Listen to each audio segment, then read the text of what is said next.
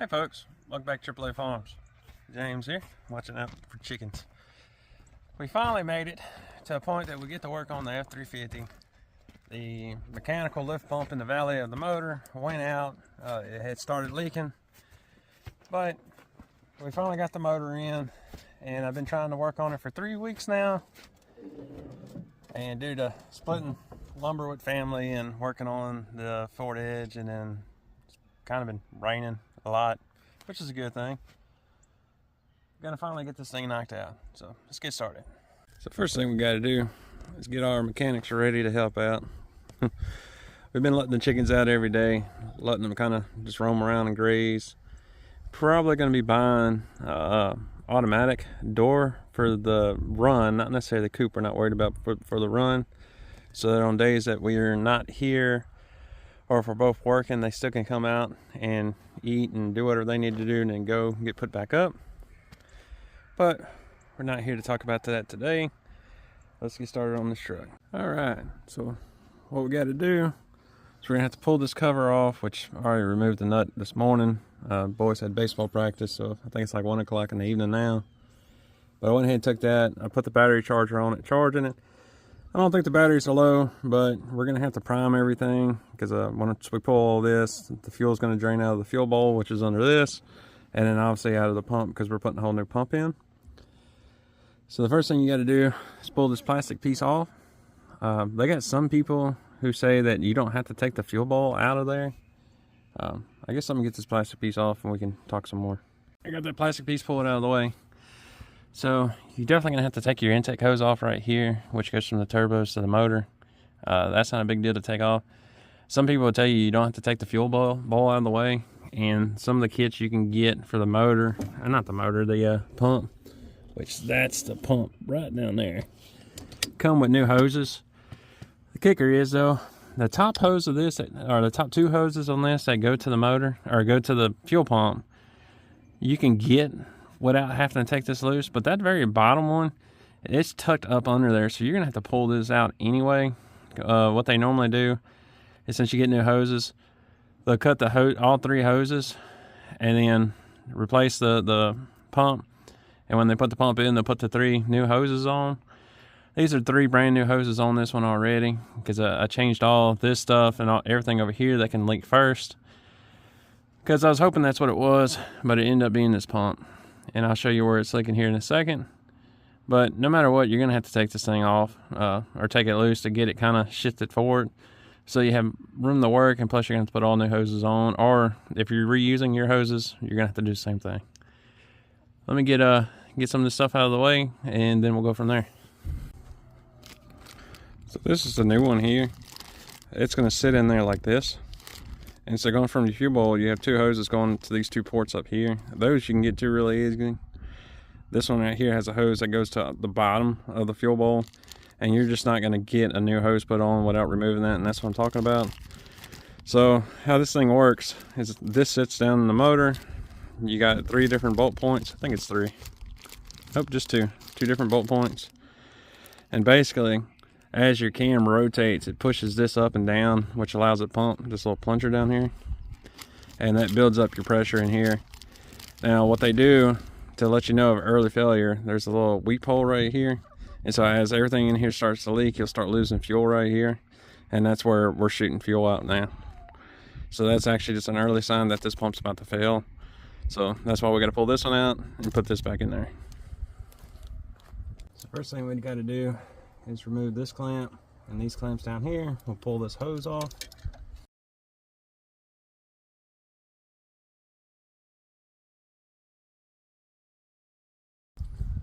So the thing we got to do is pop this little shield off right here.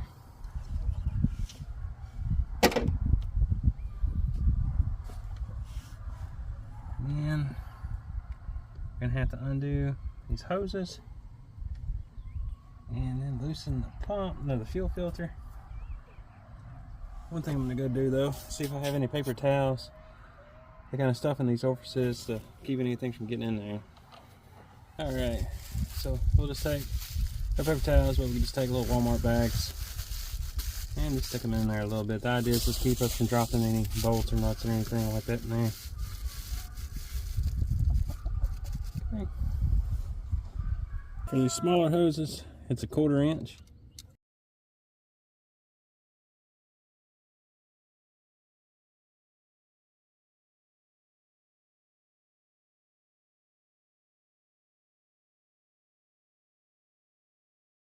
Next step is we'll break the bolts loose down there and try to push this whole thing backwards, or forwards technically. There's 2 bolts on the back end of this. So 2 bolts holding the fuel bolt on are 1/2 inch.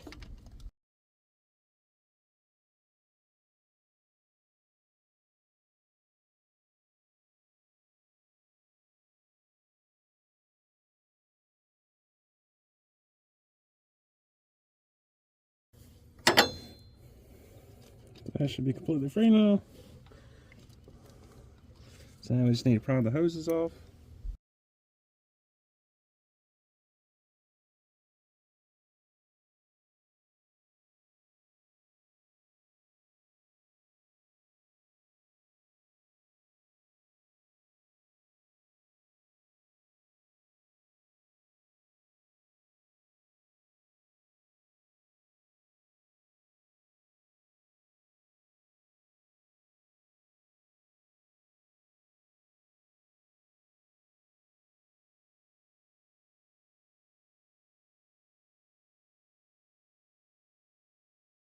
So we got those hoses disconnected.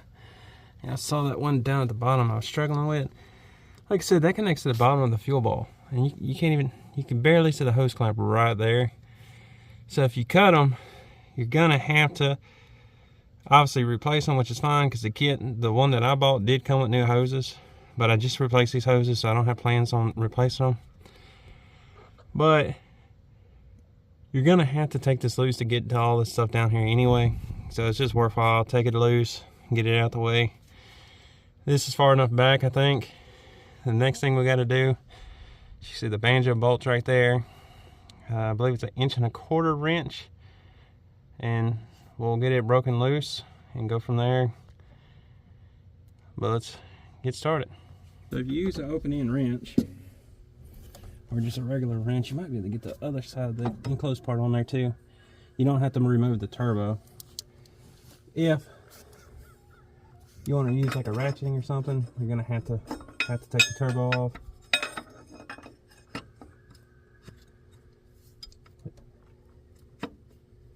You can get just enough bite. I might have already broke it loose.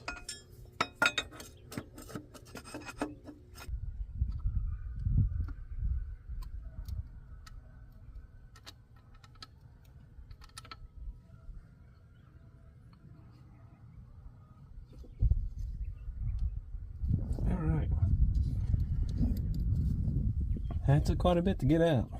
Alright, now that we got the Banjo bolt out,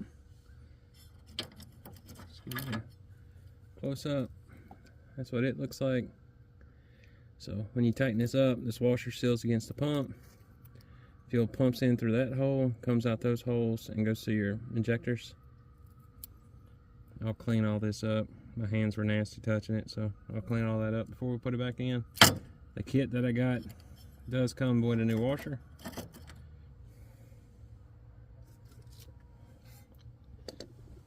Let's see. There it is.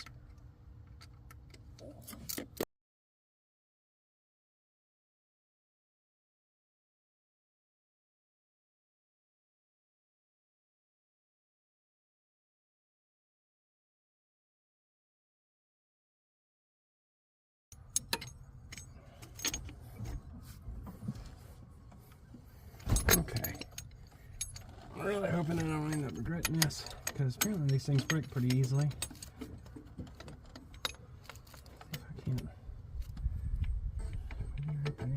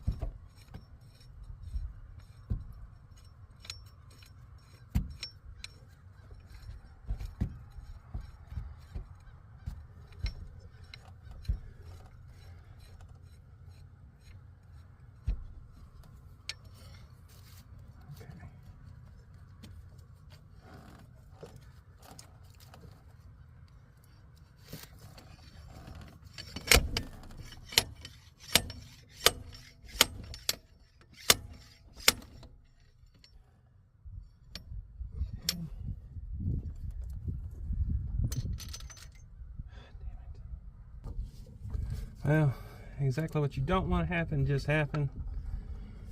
The plunger fell out the bottom of this. Now I'll get to try to fish it out. Super awesome.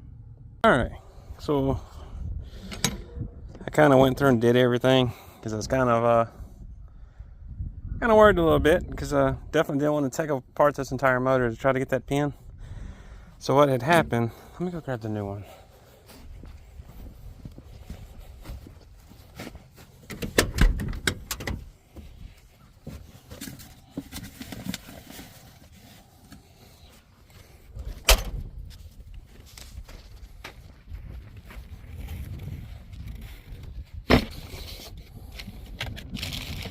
Okay, so here's a side-by-side comparison. So what had happened is this plunger, whenever I pulled this one off, it was sticking down low, and as I was trying to slowly work it out, I managed to barely touch it, and the plunger fell off into the motor. So kind of got really nervous really quickly. So the hole, let me get the light. There's the hole there. So I tried fishing it out with a magnet and just could not get it. And so I did some more Googling, looking to see what everybody else has done. Anyway, what we ended up doing is I got on the camshaft with what is this, 15/16? Yeah, 15/16. So I got that on my camshaft. I used this pipe to get leverage and turned it, and it made a very loud and audible, I guess, hit whenever it hit the oil pan. So it's 100% in the oil pan now. There's enough clearance down there, apparently, where that's not going to be a big problem. Apparently, some people put a strong magnet on the bottom of the oil pan to make sure it doesn't go anywhere, which I can get my hands on some of those, or one of those, and do that. And then what I'll do is next oil change, I'll get it out of there, which probably ain't too far down the road. Now, of course, you know, you're working on an old truck, nothing can ever go right. So as I was laying across this, I managed to cut one of my radiator hoses that's going from the heater coil to the top of the pump. Managed to get cut on that pulley wheel there. So, all right. So we're gonna have to do this very cautiously. So this came with a plastic plug on the back. I went ahead and got it off because I wasn't gonna be able to get to it once I have this on. The plunger is all the way in the up position. And I went ahead and took this one off too, this little cap that's like this, off this one. So now we're gonna sit it down there very, very, very cautiously.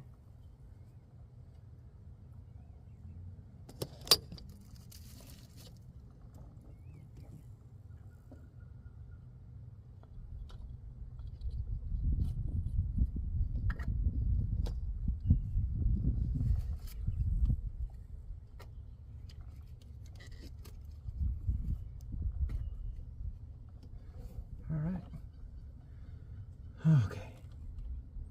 Stressful, man. Stressful. Put our bolts in.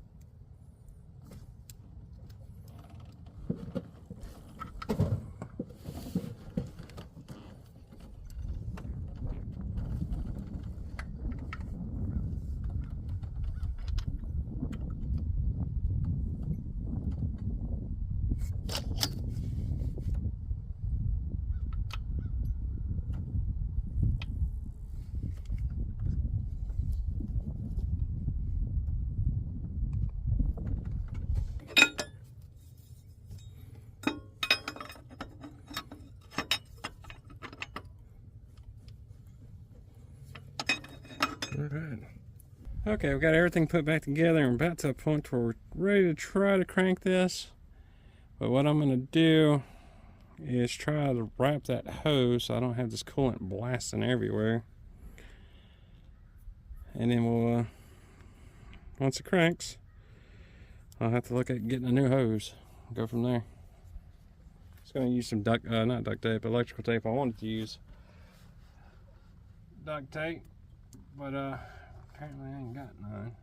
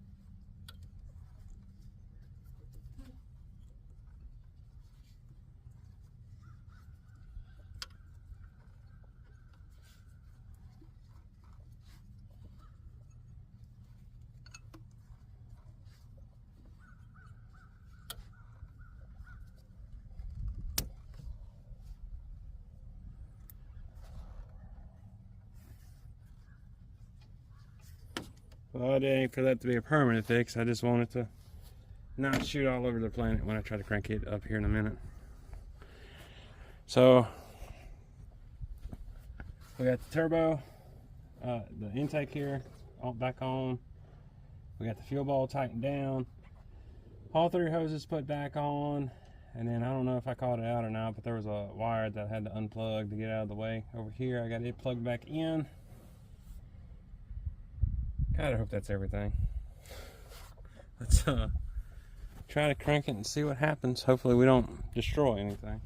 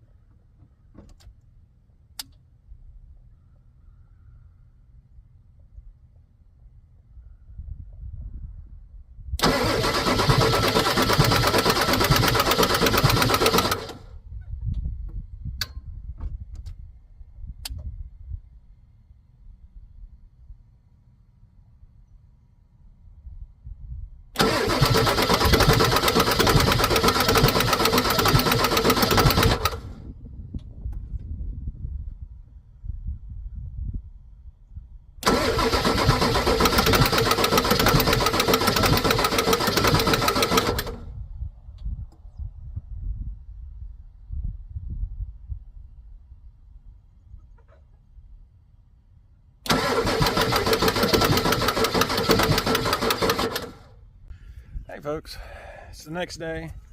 We didn't have any luck cranking the truck yesterday. I made a silly mistake and I believe it's going to crank this morning. But let's go ahead and let the chickens out real quick and we'll get back on it. Alright, chickens are ready to get let out. Excuse me.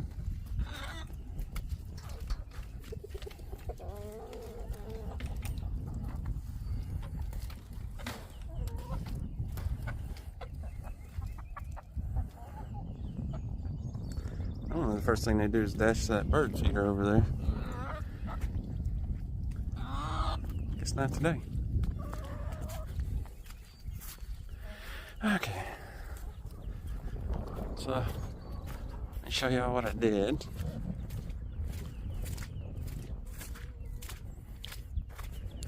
You can tell it's been raining all night, all morning.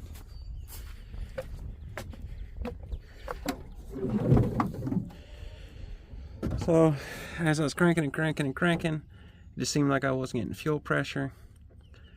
And I kept checking inside the cap, the fuel bowl there, to see if there's any diesel. And you could tell it was wet. Then I noticed there was a ton of diesel down in the block.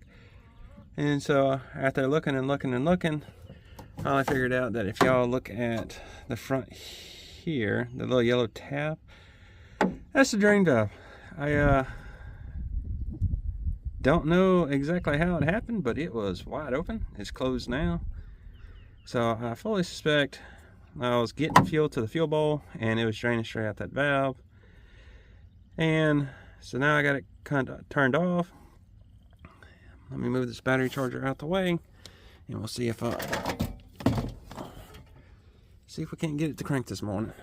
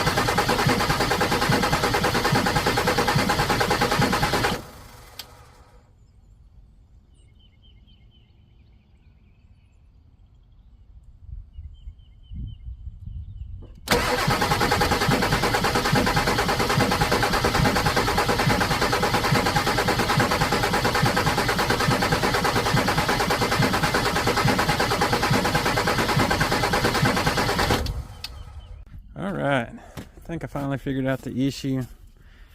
So, thought it was originally the fuel pump finally bit the dust because my fuel pump has been leaking. And so that's why we put a new fuel pump in it. However, it still won't crank. So a little bit of backstory, I think I might have covered this already. But I tried to bring this to work about a month ago. We had a pretty bad ice storm roll through. And so I had to do a lot of traveling. It's about an hour to work for me. And so I wanted to drive this truck instead of the little red Camry.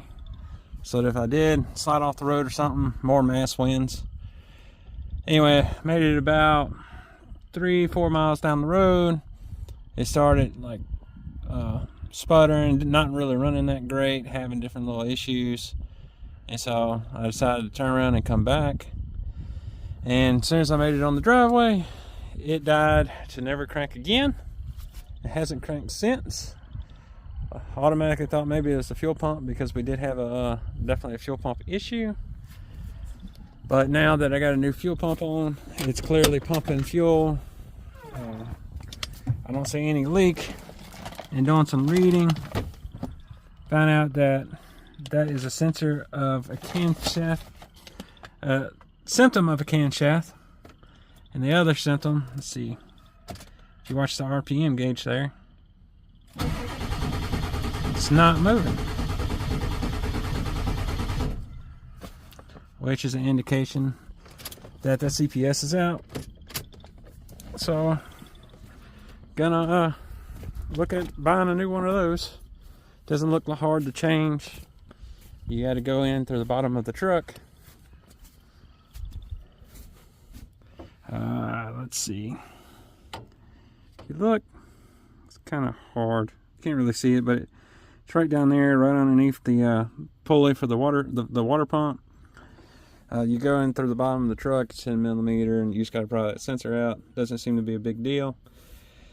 And I think they're going to be about 20 bucks, so it shouldn't be too big of a problem.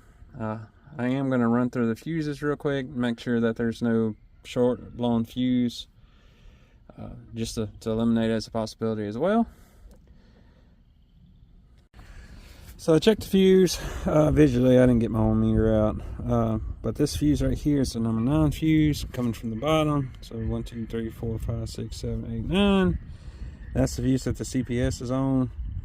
What I did do, since this is 20 amp and that's a 20 amp, pulled both of them, looked at both of them looked good, but I went ahead and swapped them. Tried cranking it, still nothing on the tack, and still no crank. So I'm gonna leave it charging. See all the chickens. I'm gonna leave it charging and probably go look. Curious if like the O'Reilly's or AutoZone or something up there where I work, by where I work, has a CPS in stock for this truck, and see how much it costs. I'm thinking they're going to be about $20 or so, so it shouldn't be that big a deal. Alright guys, this is going to be it on this video. Sorry we didn't get to see it run, especially had to change in the fuel pump. It does look like the leak's fixed, which the original leak was from the bleed hole in the old fuel pump. So it should 100% be fixed as a whole new fuel pump. But you know, you never know, Banjo bolt might start leaking or hoses or something. So we'll have to see. I mean, this thing might fail too. I went with the Chinese cheap fuel pump. It's I think roughly 60 bucks on Amazon, 70 bucks. You can still get the Motorcraft one. It's like $300. And for this to be kind of my farm truck and my truck that I like tinkering on and working on, if I'm going to spend that kind of money, I'm going to put an e-fuel system in this, which is probably what's going to happen when this pump fails, if money willing. It's definitely just a whole lot of reliability. You get rid of the fuel bowl, you get rid of that pump, you replace all this stuff. You have electric fuel pump, and then you have canister twist-on filters. And that gives you a little bit more fuel capacity if you ever want to upgrade the size of your injectors, which I plan on going to the next size up. These should be stage 1s. I'll probably go to stage 1.5. I'm not trying to drag race with the truck, but would like more horsepower, more torque out of it. Because these engines are solid, but they're not known for making a whole lot of torque and horsepower. Matter of fact, this 7.3L Powerstroke diesel, 96 model, has less horsepower and the exact same amount of torque as my 2015 F250 gas burner, which it does a lot of work. This thing would do a lot of work, get a lot done, but a little bit more power would be nice. Anyway, I'm gonna try to get a CPS sensor tomorrow, hopefully, and we'll have another video maybe this weekend of me changing out that sensor, and we'll get the truck back running. But that's gonna be all for this video. Y'all have a good day, and I'll see y'all on the next one. And one more shot for the chickens. We just threw a whole bunch of old food, cleaned out the refrigerator, threw a whole bunch of old food out to them, and they've been having a field day. Anyway, y'all have a good day. Thank you for joining me at the farm. Have a good one.